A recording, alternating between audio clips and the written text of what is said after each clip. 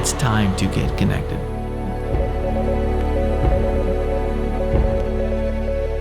Well, good morning, KCA. Is it not a great day? Got some rain coming this afternoon, some sunshine this week, and I have to mow our lawns. It is going to be exciting. Well, I'm excited about this series that we are in. Last week, we talked about preparing our hearts and the 4 different types of soils in our life and how to prepare our heart for what God is doing and for Him to prepare and to do His work in our life. And today I'm going to be talking about connecting with others. And next week I'm talking about getting connected with God. And I'm excited about this. I think Easter next Sunday is going to be a great Sunday. I'm going to be making a very clear gospel presentation, and it's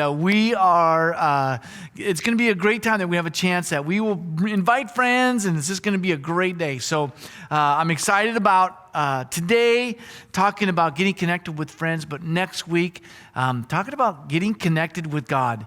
And I'm telling you, during this time, I have found everybody I've talked to about this crazy card that we've handed out. I'm telling you, we got a lot of cards. I don't know if Taylor told you, but we ordered a bunch and then they misordered it, so they sent us double.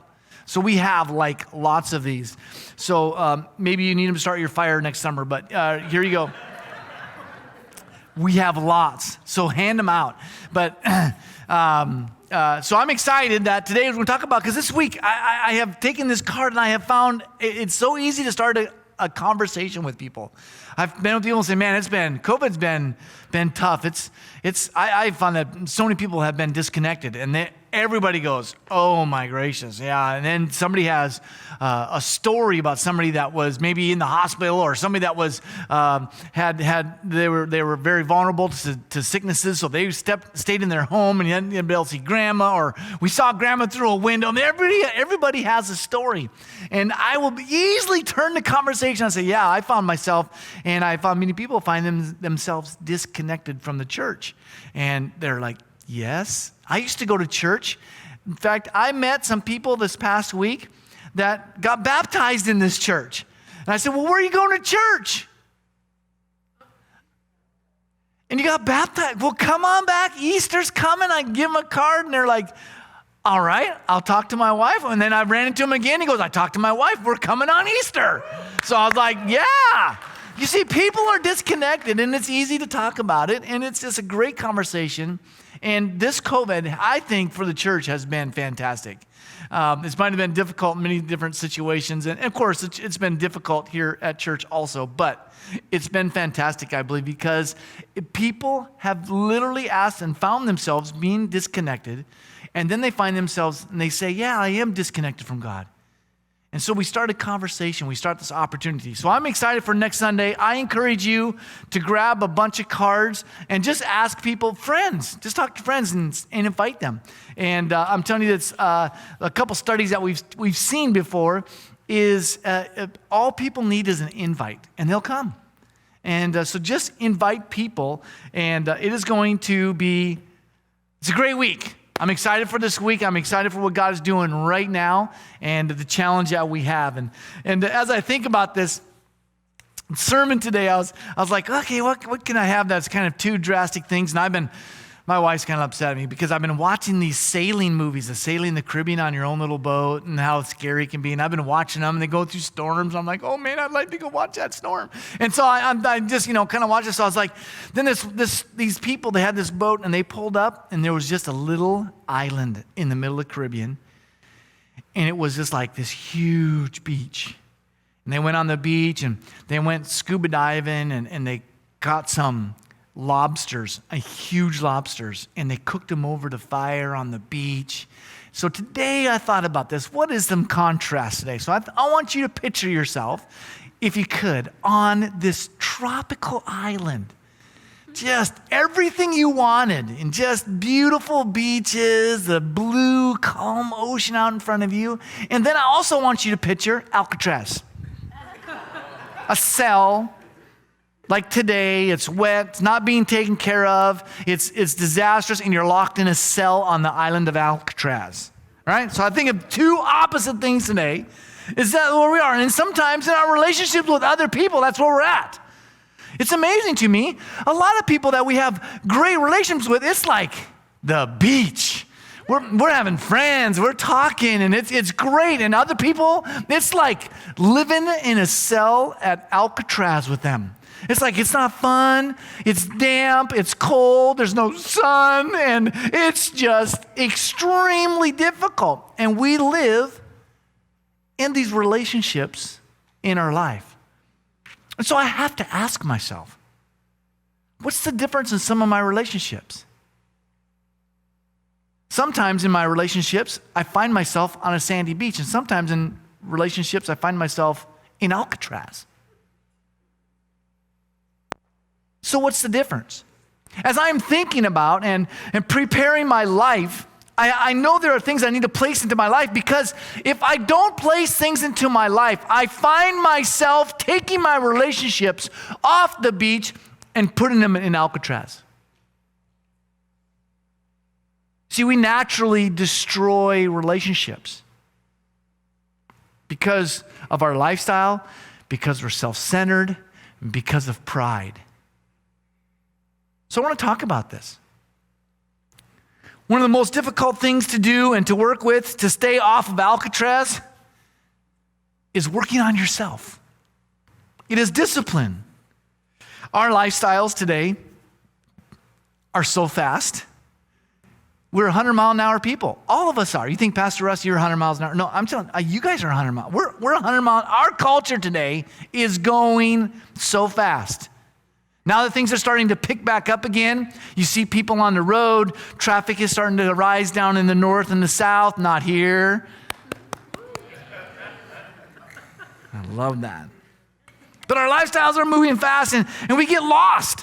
And we get lost in our gadgets. We get lost in our cell phones. I was giggling because I knew I was going to talk about this today, so I was kind of watching before service. There were so many people that were on their phones like this. One of them was my wife. And they're on their phones like this. She was filling out a connection card, right? That's what it was. But we get lost in our gadgets. We get lost in our social media. It drives us. Sometimes when we wake up first thing in the morning, I know of people who, when they wake up first thing in the morning, the first thing they do is look at their phone and look at their social media, see if anybody posted anything, and they were just afraid to miss out on something, or maybe somebody said something about them, or maybe a picture came up from Saturday night, and you're like, I gotta get that off of there. Just something. We get lost in our lifestyle. We get lost in our social media. And see, this mindset can be a deterrent. It can change the path of our relationships. It can jump us from one island to another. We find ourselves many times going through life so fast. It's like we're hydroplaning. We're not in control. We're out of control. We're just going so fast through our lives. We find ourselves out of control, and we find ourselves and we wreck. We make decisions. We do things at times. We're like, why did I do that? Have you ever done that? I mean, I've done some things sometimes where I said some things. I said it, and I was like, why? Why did you say that? You know that's going to cause all sorts of problems. That's going to be painful coming. I just took a left, and I find myself headed towards Alcatraz now because of what I just did or what I said. Why did I do that? It's because we get going so fast in our lives, we find ourselves almost hydroplaning, and we can't even make the correct decision. And when we're headed the wrong way because our eyes are not on Jesus, they're on our social media, they're on our lifestyle. We got to try to keep up with somebody else. You see, the deal is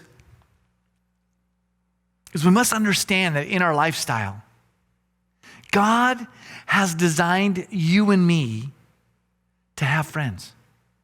You are designed this way.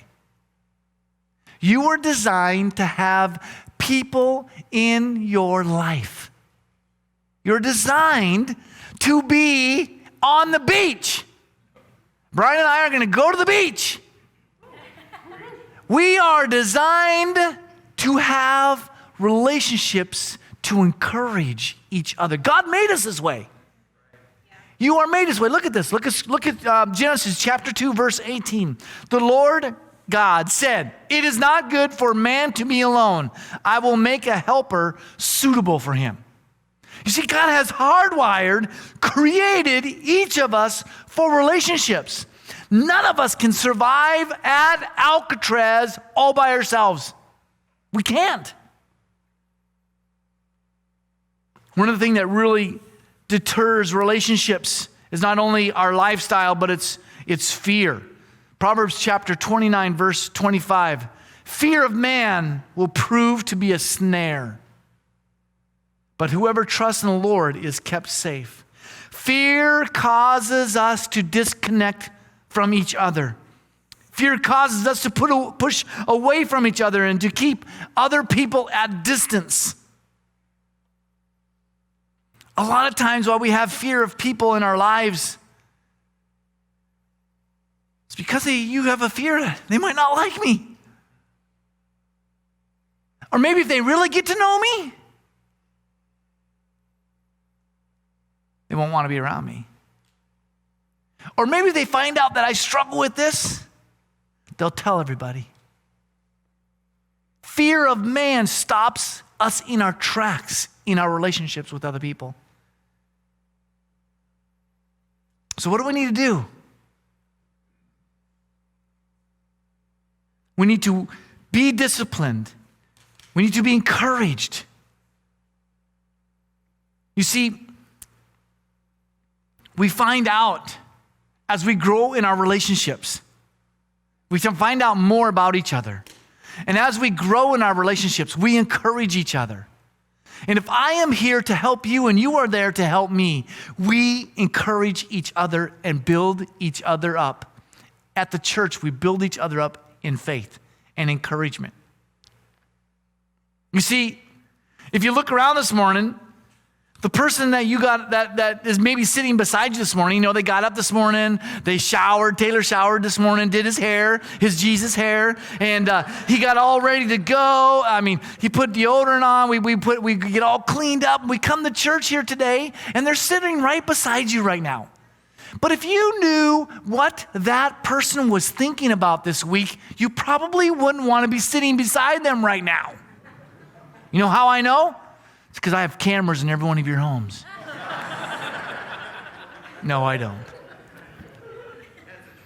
I don't. That's a true pastor. I don't. You see, the Bible says this. You know why I know? Because we all fall short. Because we all have sinned. All of us. That's how I know. That's how I can place us in this category. Because we have all blown it. We've all messed up. We're not perfect. We haven't arrived. We're in a process. And that's okay. I've heard it said many times, I've said it myself, is sometimes messy people are messy. When you're standing around somebody that has mud all over them, you're going to get mud on you. The other day, Colton and I were working on this tractor, and I was in my nice clothes, and Colton was doing something. I was like, I could help just a little bit, but I'm going to I shouldn't. And yes, I did. I put my hand down there, and I rubbed my arm up against it, and I got stuff all over me. When we're around each other, we're messy. We're messy people. We have things that we deal with. And I'm here to tell you this. It's okay. You know what a friend is? A friend is one that knows, and it's okay. And I'm going to help you. You know what I'm going to do? Get a rag and wipe it up. I'm going to talk to you about it, and we're going to put this thing together. And there's victory at the end. Right? So we are all messed up. We are all have made mistakes. We are all messed up, right? Yeah. Nobody's perfect.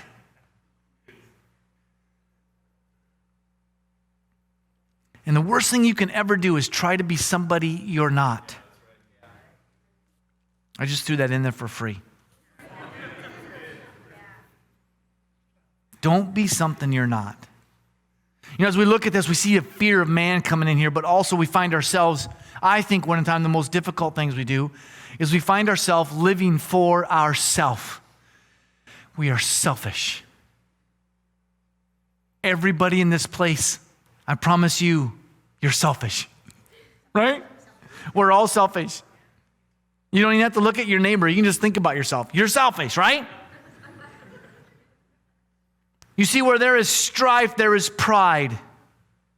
But wisdom is found in those who take advice, out of Proverbs chapter 13. I love how it puts it in the New Living. Pride only leads to arguments.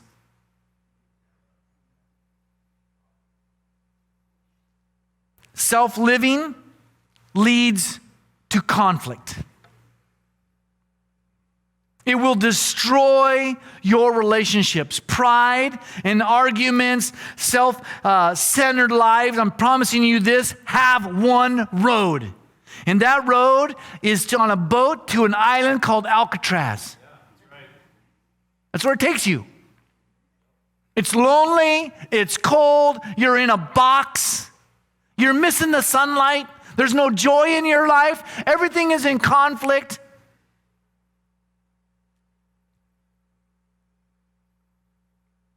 You see, when we're self-centered, we find ourselves almost always lonely. I'm telling you, it's easy to be in this room of a couple hundred people and be lonely. It's easy. When I think about my problems, when I think about me, myself, and Irene, when I think about them,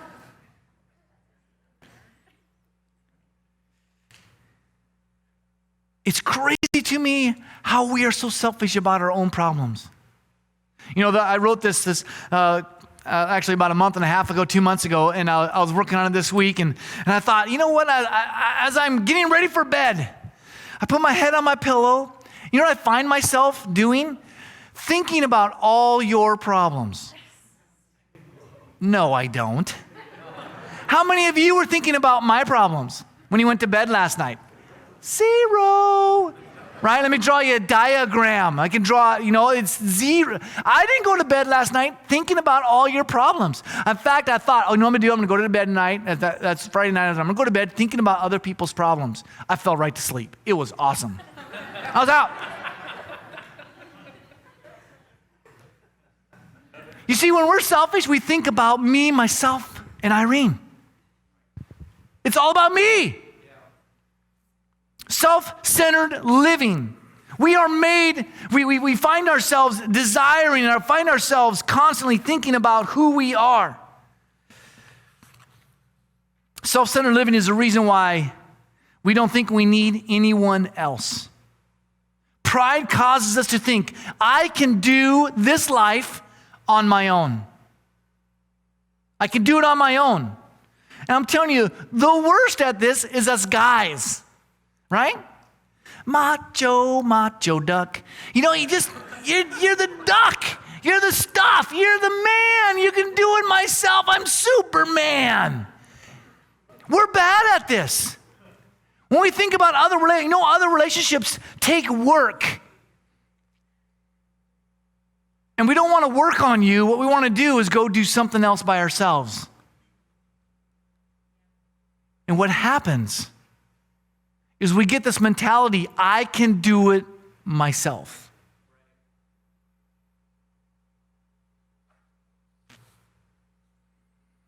And that's the deal. We think we don't need anyone else. I can make it on my own.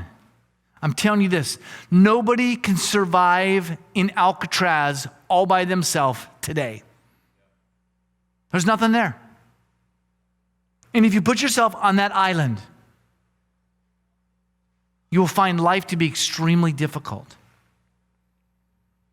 But see, as I see some of the struggles that we have, I see some of the things that benefit from this. The excitement of friendship. The excitement of guys hanging out. The excitement of people hanging out. The excitement of people coming over to my house and playing a goofy game where I'm dicing as fast as I can dice, and then my wife screams and the whole table shakes, right?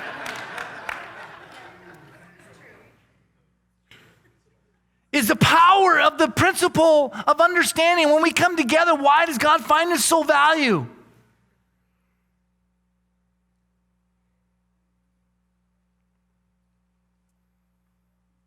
One of the principles that I have learned is the principle of synergy.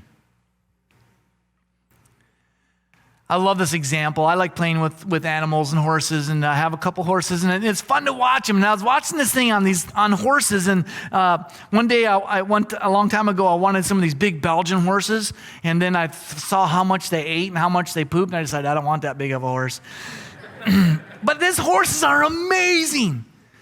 One horse, you can put 9,000 pounds behind them, and they can drag it. One horse. 9,000 pounds. Whew. So you're thinking, oh, that's 9,000 pounds. All right, so let's what we can do is we can put 18,000 pounds and put 2 horses on it and watch what happens. Well, what's amazing is one horse can pull 9, but 2 Belgian horses together can pull 30,000 pounds. What that is? Synergy. You know what that is in your relationship?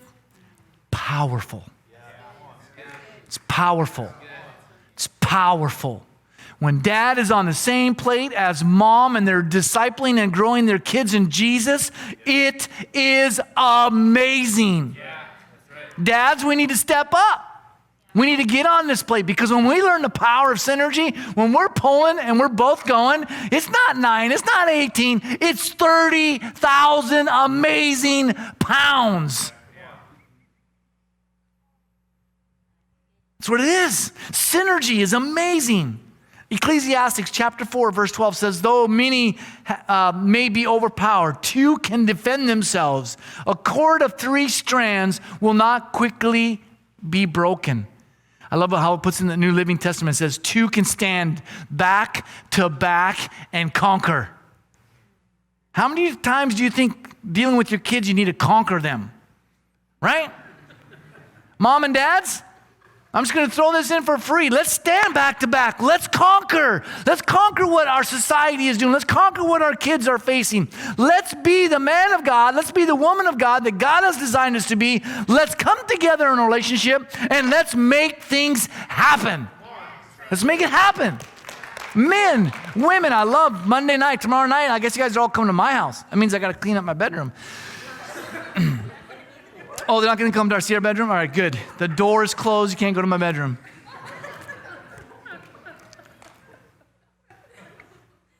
You see, here's the deal. Women, when you get together, you encourage each other. Even though you're maybe having a difficult time, you encourage each other.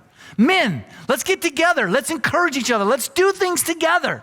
Let's talk and encourage each other in our faith. When we come together, it is amazing what we can do. It is amazing as we all come together, how many missionaries, how many people globally we can affect in this church just because we come together.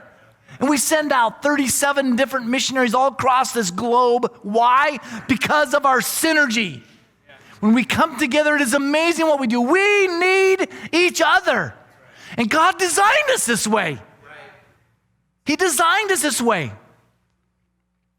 2 are better than 1. But a lot of people, this is amazing, right? It's amazing. God has wired you this way. He wants you to experience life this way. He intended for you to grow together this way. He wants you to develop the depth in your life this way. Doesn't want you to be in survival mode. He wants you to be in thriving mode. That's right. So if you want to harness the power of relationships that you have, we must learn the power of synergy. 2 are better than 1.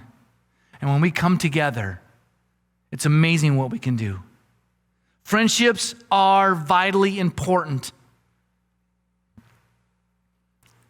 But we need to be wise. Friendships are very important. I remember giving these talks to my kids. But as adults, we need to be reminded of this. Friendships are very important. We want our kids to choose the right friends. But somewhere along the way, we've forgotten the importance of this principle in our own lives as adults. We think we'll be stronger than our kids. And we can do anything and hang with anybody. Proverbs chapter 13, verse 20 says, walk with the wise and become wise. For a companion of fools suffers harms. See, whether you realize it or not, your relationships have a profound effect on your life. Your values, your convictions, your morals. The people that you have a relationship throughout the course of your life, eventually their way of their life is going to be yours. We need to be wise. We need to be careful. Proverbs chapter 22, verse 24 and 25. Do not make friends with a hot-tempered person. Some of us should stop right there. Do not associate with one easily angered, or you may learn their ways and get yourself ensnared. Basically, what it's saying is you will be like them. We need to be careful. You see, when we hang around each other, we learn from one another. In Proverbs chapter 27, verse 17, it says this: as iron sharpens iron, so one person sharpens another. You see, we learn from each other. We sharpen each other. We can encourage each other. We can get in each other's lives that we can learn to thrive together. We can put that into our lives, place that into our lives. We can share with each other throughout our good times and our bad times. Man, there's nothing like having a friend when you're going through a difficult time. There's nothing like it. There's nothing like calling up a friend and saying, hey, this is what I'm thinking, this is what's going on. What do you think? There's nothing like it in my life. I have a couple friends that, man, when I'm like, oh man, I don't know, I'm just in the midst of a struggle. I promise you this, I can pick up the phone and they almost always will answer their phone when I call. And I'll say, hey, this is what's going on. There's nothing like it. And as men, sometimes we're like, well, I'm just going to roll up my sleeves and we'll take on this monster myself, right? And we struggle sometimes for years. We get bitter. We get angry. You come home and your kids are like, why is Dad always angry?